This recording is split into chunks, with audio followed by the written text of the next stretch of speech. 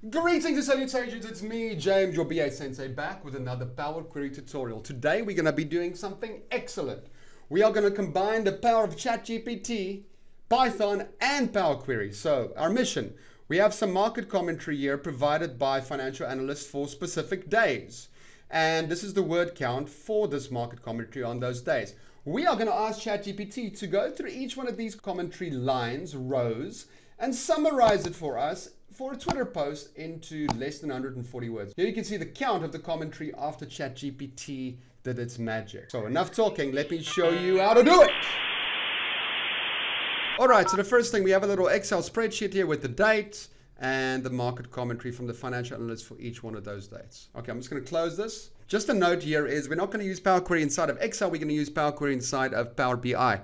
Reason being is, in PowerQuery, in Power BI, you have the option to bring in things from Python. In Excel, you don't. But before you go on, in Power BI, you need to go into File, to go Options and Settings, and under Options, you need to go to Python Scripting, and from here, select the Python environment that you've created with all your libraries installed. In the video description below, there's a link to how to set up virtual environments. Just refer to that video. We are now going to connect to the data source by saying, go to Excel, and choose the data source with the commentary in it. It's this one over here. We say transform data. Once it's in, let's call it table, commentary table. That's the date, that's the commentary. I'm just going to duplicate this. And here we're going to call this the ChatGPT call. All right, just to give you guys a little preview of where you can find the Python transformation. Under transform, you have run Python script. Just want to show you what you can do there is. Okay, so referring to that environment that you have, that you've set up, let's say we import pandas. I'm just going to quickly show you a quick example. Let's create some data. Let's say this data is person with their age. It's creating a list of lists. And we say data frame is equal to PD data frame. Take that, the data, and make a name age data frame out of that. So you say, okay. So what will happen now is you'll see a little table thing there, a table data set for the data frame that we created. If I click on table, it basically gives you the table created within Python Pandas. So we're going to use this principle to do what we need to do to call ChatGPT. So I'm just going to remove that, take the script away. All right, so the API for ChatGPT basically will take one comment at a time. So one call at a time. So first thing we need to do is we need to give it one row as an input. We can't give it all of them. We're going to run that later on. So we need to give it one row at a time. So I'm going to use the function called table FirstN to point at this data set and give me the first row in there. Excellent. So that gives me the first row. Next thing, now I'm going to go to transform and say run Python script. All right. So now this opens this little window over there. This data set refers to that data in PowerQuery. So you'll refer to it like this. Dataset.date would be that. Dataset.market commentary would be that over there. You are now going to have to refer to my previous video to look at the code I wrote in Python to do this. So I'm going to paste that code in here. So first we paste the libraries. It's the OpenAI library, the OS library, and the Pandas library. So that's what we need. And then we initiate the API key.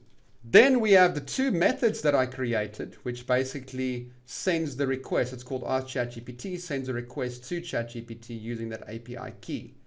And then the assistant analyst takes the prompt role and the message, which would be this, and basically submits it and it gets an answer back from ChatGPT. So that's the basis of what we need to work with here.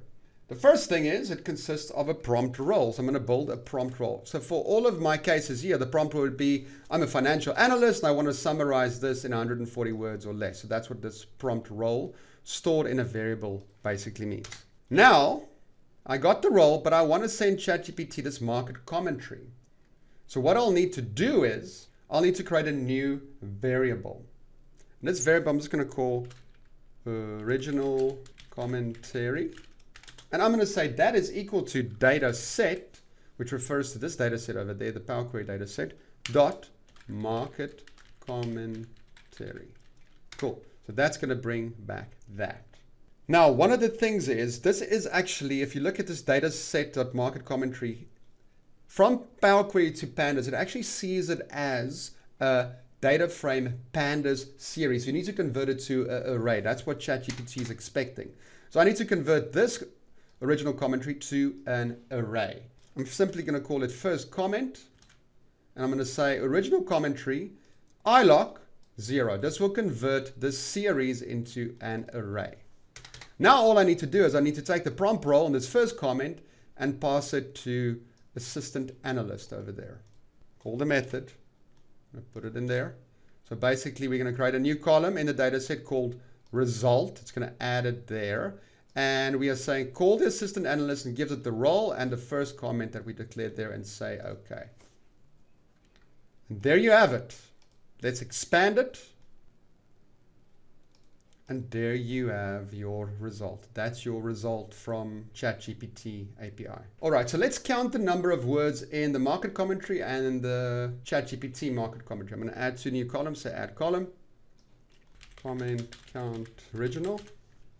If the market commentary null, then there's no words. Else, list count. You want to text split the text in the market commentary. You want to split it by that. Let's see, 218 words for the original comment. Now let's add another column there. The AI comment count. If, then, else, list count, text split. That's the AI comment count. You can see 102, so that's better. All right, that's excellent. So let's quickly get rid of, let's rename this one to AI comment. And we can take out that and that and that. We can just remove those, remove the other columns. Okay, so that's the result. We're going to convert this into a function, advanced editor. Let's say input table as a table. So we need to give it a table as an input. We're creating a function out of this. And we can actually take all of this stuff over here up until this FirstN, because we always want to make sure that we only have one row sent to it. Say table FirstN, and we can replace this with our table name over there and say, okay, this is going to create a little function. All right, so now that you have this ChatGPT call function, it takes a one row table at a time to make the call. We can now go to our commentary table and we can push every one of these through one by one to that ChatGPT call. How do we do that? All right, first thing, let's go to transform, say group by, and we're gonna group it by, let's say the date, and we're gonna say show all rows, and we're gonna call this the data table. So what this does is it creates basically a row with a table, a one row table in for each row. So it's a one row table in each row. Pretty cool. So we can send this now to that function because it takes a table as an input. So we say add a new column. We say custom column, ChatGPT call. And in here, we just basically refer to that ChatGPT call function. See there it lists under the IntelliSense, and I say, pass me the data table, please. And now, if I say OK, it's going to push the commentary through 6 times individually through the ChatGPT API. All right, so you'll see it returns a new table. In that table, if you click on it, you'll see the AI comment with the counts of the original and the AI comment count. So all we literally need to do is we need to expand. Say OK.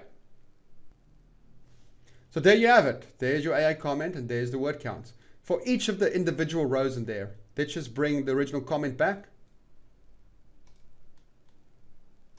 Okay, there you go. There's your market commentary. And now we just return it back into Power BI. All right, so now it's all loaded in Power BI. You have your AI comment, you got your original comment. Let's quickly create a visual. Slicer, date, let's take a card visual. The original market commentary in there. Original commentary, copy that. AI comment, there's the AI comment. And let's return a visual for AI comment count. and a visual for comment count original. And let's select the date. Let's say for the 20th, for the 21st, for the 22nd, to the 24th, 21st, 25th, 24th, 25th. That's pretty cool. Well, I hope this gave you new insight on how you can merge Python into Power Query, and also how to call ChatGPT API. Well, that's enough for me. BA Sensei signing out.